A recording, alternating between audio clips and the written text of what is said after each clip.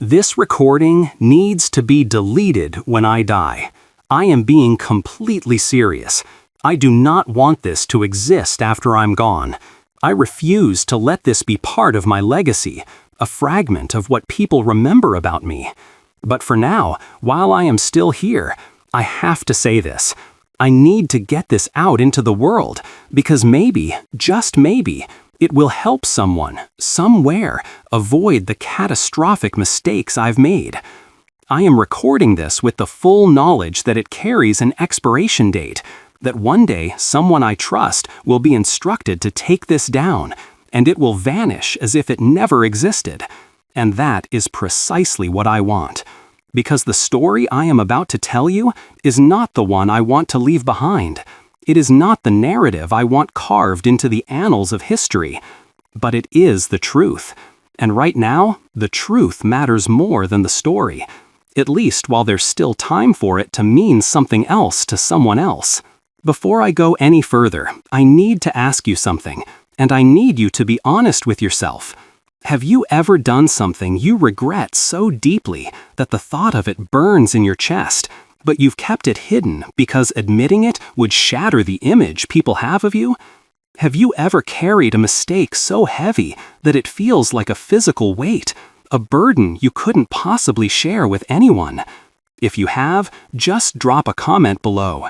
You don't have to share the details, just a simple word or a number. I need to know that I'm not entirely alone in this desolate space. I need to believe that what I'm about to confess is something others might understand, even if they can never forgive it. Before I go any further, I need to understand about me, about my life, and about everything you think you know. For decades, I have meticulously constructed an image. The visionary, the innovator, the tireless titan of industry who is fundamentally altering the course of human history. And in many ways, parts of that are true. I have built companies from nothing. I have pushed the boundaries of what was thought possible. But the cost of that, the real, unspoken cost, is something I have never been honest about. Not in public, and not even to most of the people who were once close to me. I have sacrificed everything for achievement. And when I say everything, I mean it in the most literal sense. Relationships, friendships, a sense of peace, genuine connection, the simple act of being present in a moment, all of it was laid upon the altar of my ambition. I told myself it was a worthy sacrifice. I rationalized it, creating a narrative where building the future was a noble justification for being absent from the present.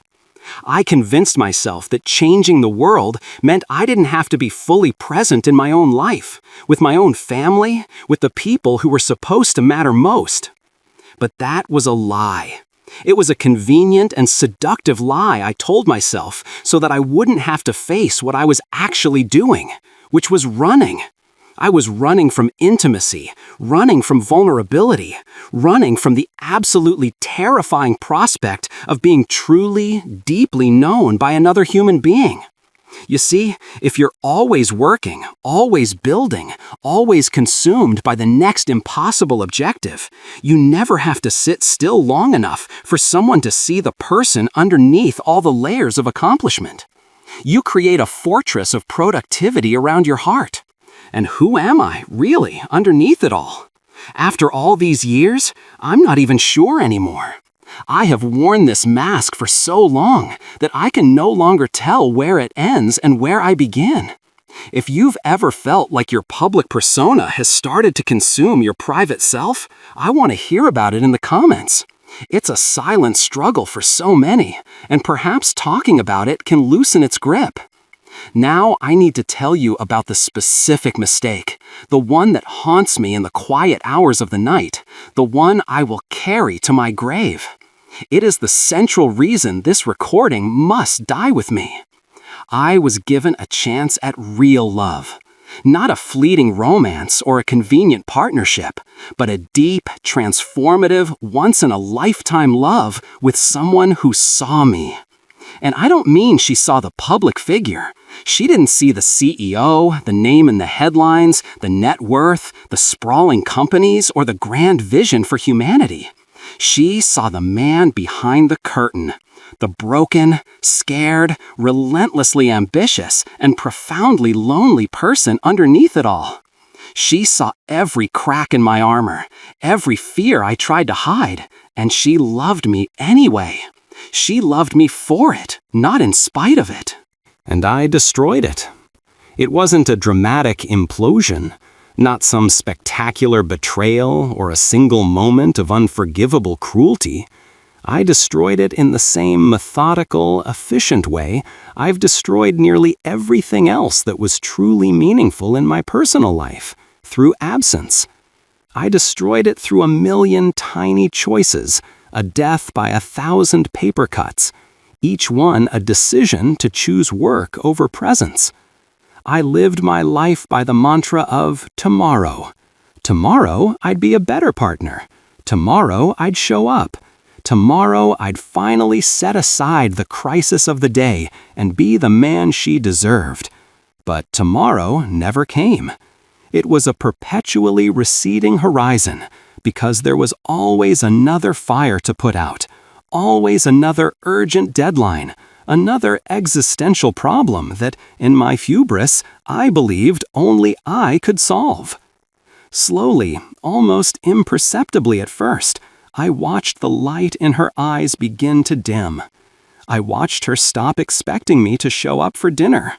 I watched her start making plans that didn't include me, not out of spite, but out of a practical need for self-preservation. She was building a life she could actually live in, not one that was perpetually on hold, waiting for me. I watched her learn that she simply couldn't count on me. And the most damning part of it all is that I let it happen. I stood by and watched it unfold. I could have stopped it at any moment. I could have chosen her. I could have prioritized our relationship over that one meeting, that next product launch, that lucrative deal. But I didn't, because choosing her would have meant admitting that maybe, just maybe, the work wasn't the most important thing in the universe. It would have meant conceding that all the success, all the achievements, all the accolades were not enough to fill the cavernous void inside of me. It would have required a vulnerability I simply did not possess.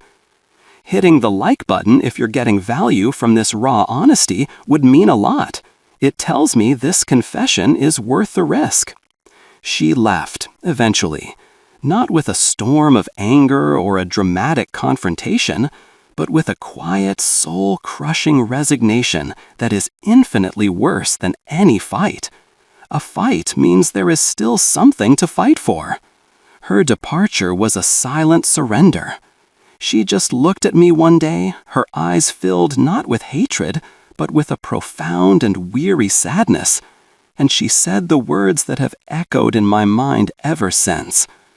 I can't keep loving someone who's never really here. And she was right. I wasn't there. I hadn't truly been there for a very long time. I remember the exact moment she uttered those words. It seared into my memory like a brand. We were standing in the kitchen of my house in California, a sprawling, minimalist structure that I'd barely spent any time in, despite owning it for years. It was a Tuesday evening. I had, once again, come home unforgivably late after swearing I'd be there for dinner. She was sitting at the vast, empty dining table, not eating, just sitting in the dim, ambient light. Her phone was in her hand, but she wasn't looking at it. She was just staring into the middle distance, the way people do when they are holding back an ocean of tears. I immediately launched into my well-rehearsed litany of excuses. I started explaining with a sense of manufactured urgency why the executive meeting had run over, why I absolutely couldn't leave, why this particular manufacturing issue was so critical to the company's future. She didn't even look up at me. She just held up a hand, a simple, quiet gesture that silenced me more effectively than any shout ever could. "I don't want to hear it anymore, John," she said, her voice barely a whisper, but carrying the weight of 1,000 disappointments. In that instant, I knew. I knew it was over. It wasn't over because she was angry. Anger would have implied she still cared enough to fight, that she still believed there was something worth salvaging. But she was just tired. You could see it in the slump of her shoulders, the exhaustion etched around her eyes. She was exhausted from being alone while technically having a partner. She was drained from constantly making excuses for my absences to our friends, to her family. She was worn down from building a life around the gaping hole my presence was supposed to fill. I've been thinking about when I started to feel like this, she continued, her gaze still fixed on some invisible point across the room. And I realized it wasn't one big thing. It was 1,000 small things. 1,000 times you chose something else over me. 1,000 moments when I needed you and you just weren't there. My ego, my pride, it all flared up. I tried to argue. I started to list all the things I had done for her, all the ways I had provided, all the incredible experiences my success had made possible for us. And that was when she finally looked at me, and the expression on her face, a mixture of pity and heartbreak, broke something inside of me that has never, ever fully healed. "You think this is about money?" she said, her voice trembling slightly. "You think this is about the lifestyle, the gifts, the trips? I don't care about any of that. I never did. I cared about you, about having a real partner, not a ghost who occasionally materializes between board meetings. But you were never really here, were you? Even when you were physically in the room, your mind was always somewhere else. It was on the next problem, the next innovation, the next thing that mattered more than I did." And she was right. God, she was so brutally, devastatingly right. Hearing the truth spoken so plainly was like a physical blow. I tell you this story not to garner sympathy. I don't deserve an ounce of it. I made my choices with my eyes wide open. I tell you this because I see so many people, especially young, ambitious individuals, making the exact same mistake. I see them believing that achievement will fill the emptiness, that success will somehow compensate for all the human sacrifices, that you can always reconnect with people later, after you've built whatever it is you're building. But you can't. People do not wait forever. Love does not hit a pause button while you go off and chase your dreams. And that hole inside of you, the one you're so desperately trying to fill with accomplishments, it just gets bigger the more you feed it, because achievement is never enough. There's always another mountain to climb, another quarterly goal to exceed, another way to prove to the world and to yourself that you are worthy. It is an addiction. And like any addiction, it inevitably destroys everything else in its path in a relentless pursuit of the next hit. Have you ever noticed this pattern in your own life or in someone you know? The relentless chase for more that leaves the now barren. Share your perspective in the comments. It's a crucial conversation we need to have. Let me tell you what happened after she left, because this is the part I have never told a single soul. This is the part that keeps me staring at the ceiling at 3 in the morning, wrestling with the chilling question of how I became this person. For the first few weeks, I barely even registered her absence. I was in the throes of a critical product launch, dealing with supply chain nightmares, firefighting a dozen problems that all felt monumentally urgent and important. I would come home to a silent, empty house and feel a brief pang of something, not quite sadness, more like the ghost of it, before diving right back into my work, using it as an anesthetic. Have you ever noticed this pattern in your own life or in someone you know? The relentless chase for more that leaves the now barren. Share your perspective in the comments. It's a crucial conversation we need to have. But then one night, about a month after she'd gone, I came home after an 18-hour day. I was exhausted, but also triumphant. My team and I had finally solved a major engineering problem that had been plaguing us for months. It was a breakthrough. I walked through my front door with this incredible urge to tell someone about it, to share the victory with a person who would understand the nuances, the struggle, and why it mattered so much. And I was met with deafening silence. There was no one there.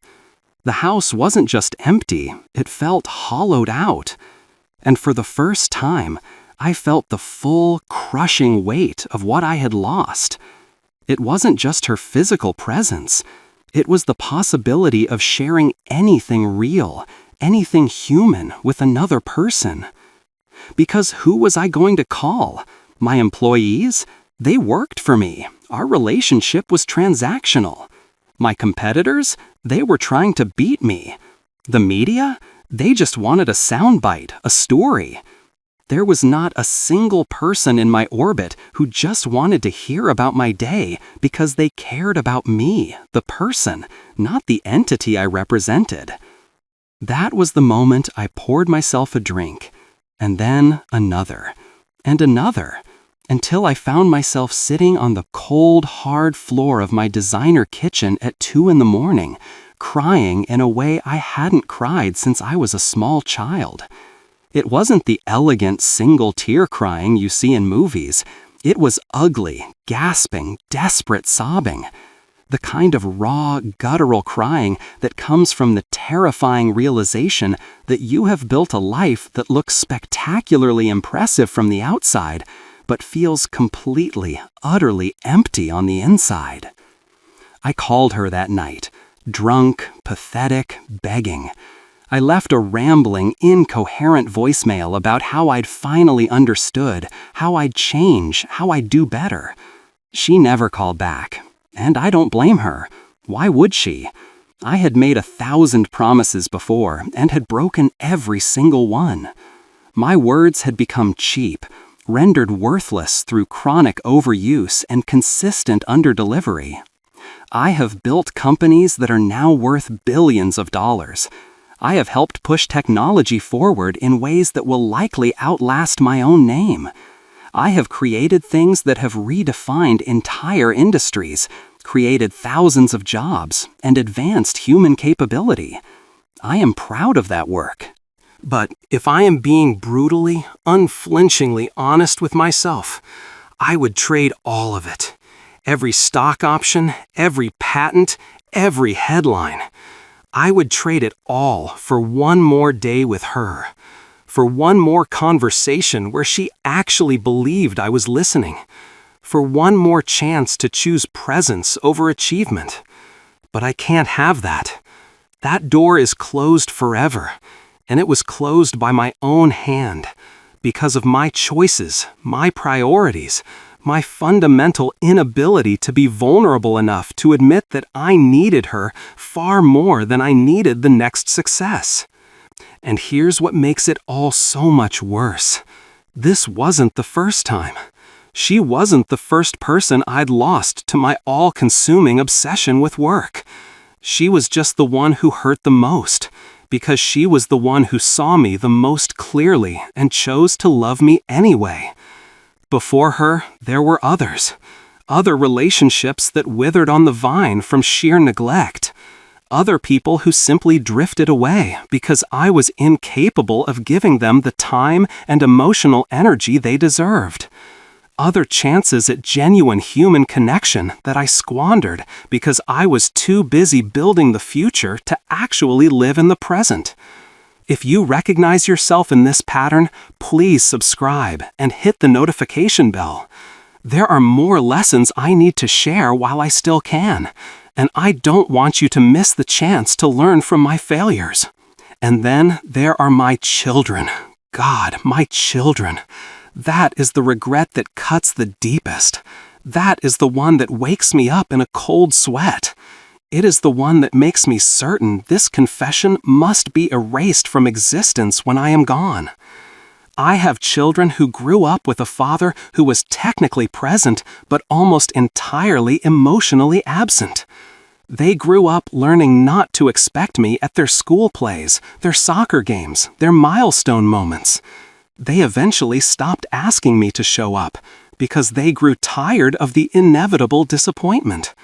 They built entire childhoods around the immovable fact that Dad was always working, always busy, always somewhere else. I remember my daughter's 10th birthday with a clarity that is agonizing. I had promised her, sworn to her, that I would be at her party. She made me look her directly in the eye and say the words, "I will be there." And when I said it, I meant it with every fiber of my being. I truly did. But then, inevitably, a crisis erupted at one of the factories. A production line had gone down, a problem that seemed absolutely critical at the time, something that felt like it couldn't possibly wait. And I made a choice. I chose the factory over my daughter's birthday. When I finally got home that night, hours after the last of her friends had left and the party was long over, she was in her room. I knocked on the door, my apologies and explanations already prepared, my mind already calculating how I could make it up to her with some extravagant gift, a classic and pathetic maneuver of the absent parent. She opened the door and just looked at me. There were no tears, there was no anger. There was just this flat, resigned expression that I now realize was the look of a child learning not to depend on her father. "It's okay, Dad," she said. "I know you were busy. It's fine."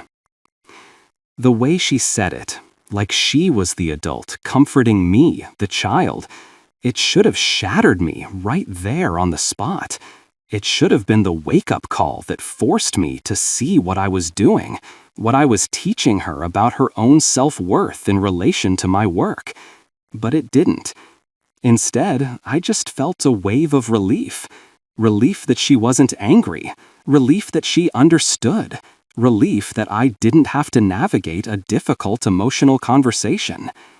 I gave her a hug, told her I loved her, promised I would do better next time, and then I went to my office and answered emails.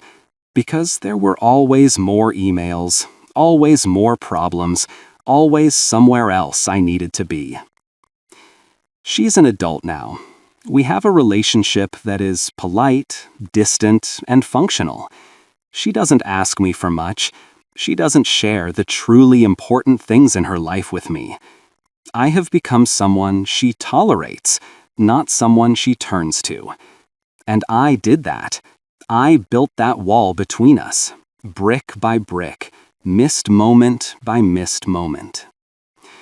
Here is what I wish someone had grabbed me by the shoulders and told me when I was younger, when I was just starting to taste success and was beginning to believe the seductive myth that achievement was the answer to everything. Your work will never love you back. Your companies won't hold you when you're scared or sick. Your achievements won't sit by your bedside when you're old and dying, looking back at your life and wondering what it all actually meant. The things that truly matter are simple, unglamorous, and tragically easy to postpone. Presence, connection, vulnerability, love. The moments that actually nourish the soul are the ones that don't look impressive on a resume or in a press release. A quiet evening with someone you care about. A conversation where you are fully, completely there, not thinking about your next meeting. The profound feeling of being known and accepted by another person, flaws and all. Watching your kid learn to ride a bike. Sitting with your partner in comfortable silence. Being the person someone calls at 2 a.m. when their world is falling apart. I missed thousands of those moments, tens of thousands. I sacrificed them because I was too busy, too focused, too convinced that the next great achievement would finally be the one that would make me feel whole. And now I'm here, successful by every conceivable external measure, and yet emptier than I have ever been in my life. I am in my 50s now. To some of you, that might sound young. To others, it might sound old. But here is what I can tell you from this vantage point. Time accelerates. The years that seemed infinite when I was 30 have disappeared in a blur so fast I barely noticed them passing.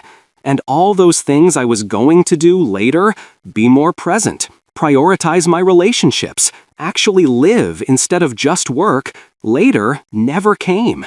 It never came because there was always one more goal, one more project, one more thing that felt more urgent. And now, I'm standing at the back end of my life, looking at the empire I've built. And yes, it's impressive. Yes, it matters on a grand scale. Yes, it will probably be remembered long after I'm gone. But I am going to die alone. Not physically alone, of course. I'll probably have people around me. But emotionally alone. Because I never let anyone get close enough to truly know me. I never trusted anyone enough to be truly vulnerable. I never stayed still long enough for deep, lasting connections to form. That is why this video must be deleted. I don't want this raw, pathetic confession to be my legacy. I don't want people to remember me as the man who achieved everything and, in the process, lost everything that actually mattered. I don't want my children to watch this years from now and see their father openly admitting that he failed at the one job that was supposed to matter more than any title or company, being their father. I don't want this truth to exist in history. The public image, the myth, the legend, that can stay. Let people remember the rockets and the cars and the audacious vision. Let them think I had it all figured out. Let them believe the story of the driven genius who changed the world. But this truth, this vulnerability, this painful admission that I spent my one and only life chasing all the wrong things, that dies with me. We all get to choose the story we leave behind. And I am choosing to leave behind the story of achievement, not the story of failure. The story of innovation, not the story of isolation. The story of pushing humanity forward, not the story of a man who couldn't connect with the humans closest to him. But while I am still here, while this recording still exists, I need you to hear this message. Do not make my mistake. Please do not sacrifice real human connection on the altar of achievement. Do not postpone presence until you've accomplished enough to feel worthy of it. Do not let the people who see you, the real you, slip through your fingers because you are too busy building things that, in the end, cannot fill the void within you. I know what some of you might be thinking. But you changed the world. Surely that matters. Surely that was worth the personal sacrifice. And from a historical perspective, maybe it was. Maybe the future will be a better place because of the things I built. Maybe my work will help humanity survive and thrive in ways that ultimately justify the immense personal cost. But from the inside, from the perspective of the man who made those choices, who lives inside this gilded cage I built for myself, it is hollow. It is empty. It is not enough. Because at the end of the day, I am just a human being. And human beings need connection. We need to be known. We need to matter to someone in a way that has absolutely nothing to do with what we achieve or accomplish. And I don't have that. I built walls so high around myself that no one could get in. I prioritized work over everything else until there was nothing else left. I became so identified with my achievements that I lost sight of the person underneath them.